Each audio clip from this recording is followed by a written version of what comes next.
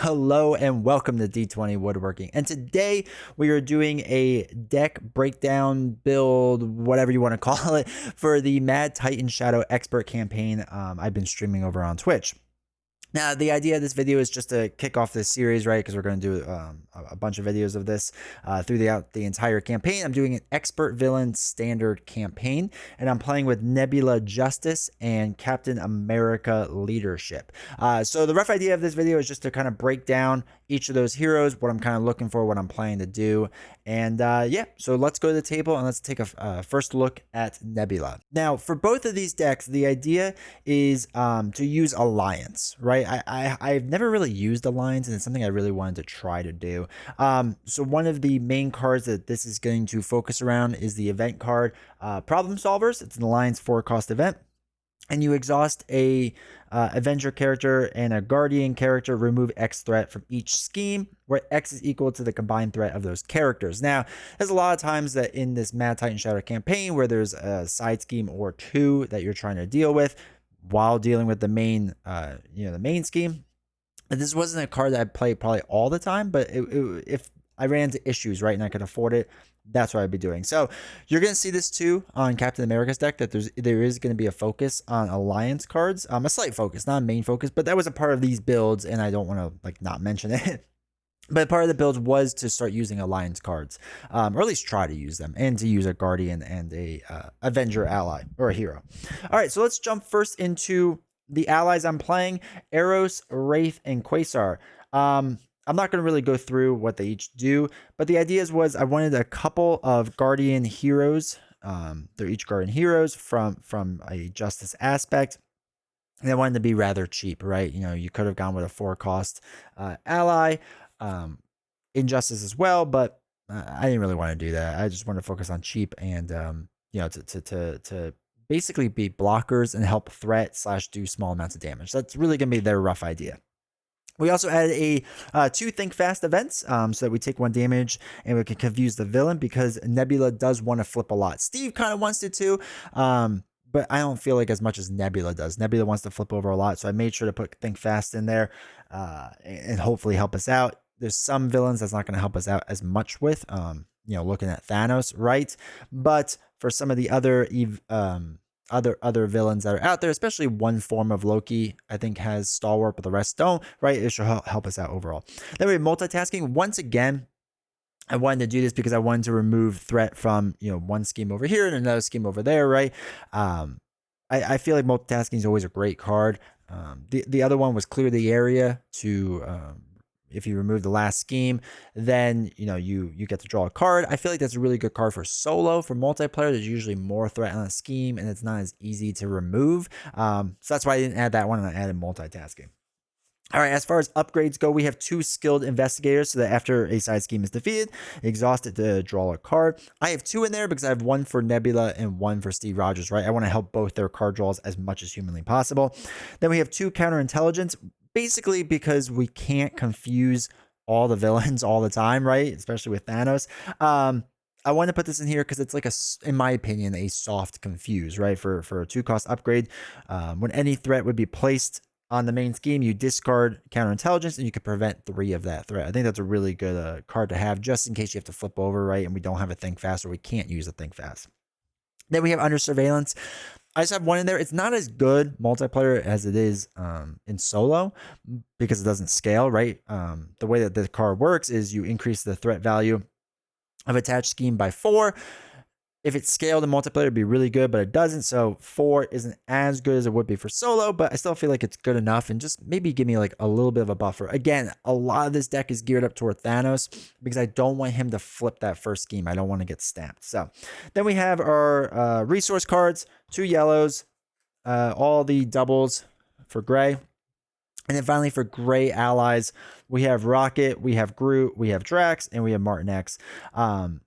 Again, they're all Guardian heroes is the main reason to put them in here. I like all of them. They don't have to be played every single game or anything, but I do like them. I like Drax a lot. I think Rocket can be good with, especially when it comes to Hela, with helping take out the minions. So that's why I have them in there. I also have an Endurance in here. The main reason, because Nebula only has 9 health, which is pretty rough, and I just wanted to give her a little bit of a buffer there. And then Nowhere, because we do have a lot of Guardian allies. We want to increase our ally limit by 1. I don't think we'll ever get to the point where we're going to have 4 Guardian allies out there, but really it's after you play a Guardian ally, exhaust Nowhere, and we draw a card, right? Helping with our card draw. And over here is our stack of normal Nebula cards. So that's everything that I am running in this campaign for Nebula. All right, now, so looking at Captain America's deck, you can tell it's very ally heavy. But let's start with the event first of joining forces. This is the alliance card for the leadership deck. And basically, as a hero action, as a group, the players put a total of 1 Avenger ally and 1 Guardian ally into play from their hands. It's a 4-cost event. I think this is actually a really great card. I know a lot of my allies aren't super expensive, but if I can just put in like Captain Marvel, let's say, for free, that's awesome. But we'll get into that in a second. So then we also have Make the Call. Again, I want to be able to not be tied to an ally right away. If need be later, I can make the call them in, which will help a lot. To get into all the allies that I am using, I have a Black Knight, Captain Marvel, Goliath, Squirrel Girl, Ant-Man, White Tiger, and Hawkeye. Once again, all these allies are Avenger allies, not Guardian. I was about to say Guardian. They're all Avenger allies, and that's why you don't see like Maria Hill, right? The natural thing to first question about Maria Hill. She's not an Avenger. We'll get into why that's important in a quick second, but that's all the allies we're running. We're also running 2 Rapid Response. I'm a big fan of Rapid Response. After I use my hero as a blocker, it's a nice way to get them back in really quick, which is nice. And then after that, we have Quinjet.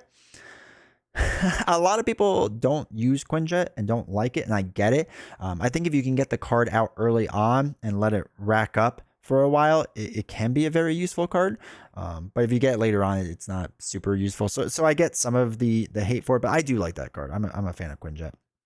We also have Mighty Avengers. This is a 3-cost support. The big reason for this is because if each of your characters has the Avenger trait, each ally you control becomes a +1/+1/+1 thwart, +1 attack. I think this is a huge card and can make or break a lot of games, especially if you get it out early on. It's turning a lot of cards like, Squirrel Girl, who's a 1/1 now into a 2/2, and I think that makes them a lot more powerful. Same with Hawkeye, right? Becomes 2/2. White Tiger becomes a 3/3. Again, it makes them a lot more powerful. And then to go with that, we have 2 team trainings so that each ally you control gets +1 hit point. Obviously, this is huge for a lot of different allies. And I have 2 because I'm going to put 1 under the Guardian side as well. Not only my side, but the Guardian side. And then resources we have are normal 2 blues, and we have 3 doubles. Now, for gray cards, we are running an Avengers Mansion, Avengers Tower, and Helicarrier. Mansion, I just like for the card draw. I always think it's a good card. Helicarrier to reduce cost, I think is good. We're going to have a lot of resource generators. Well, we have 2 already in Steve's deck, so this can be used for Nebula as well. And then Avengers Tower I have because, again, you can increase your ally limit by 1. I think for Steve, this is an actual possibility, right? Nebula, I don't think I'd be putting out 4 allies, but I do think there's an opportunity here with this leadership deck to do it. So that's why this card is definitely going to be in there. Now, I know in the second scenario, it's going to be kind of out of play and not be able to be used. That stinks. So we'll just deal with that when the time comes, but I'm willing to sacrifice that 1 round for the other 4-round benefits. And then we exhaust Avengers Tower to reduce the cost of the next Avenger ally played this phase by 1. Obviously, this is huge. Because if you did this right with Steve's alter ego ability to reduce the cost of the first ally played by each round by 1, you're getting allies in pretty cheap, right? Or if you do 1 on one side, you want to put in a second one for 1 cost less, or however you want to do it, right? You could do that too. So I really like Avengers Tower for that. I think it's super strong and super good. All right. Well, those are the 2 decks I will be using for this cycle. I don't know how well this is going to go. Mad Titan Shadow is kind of tough.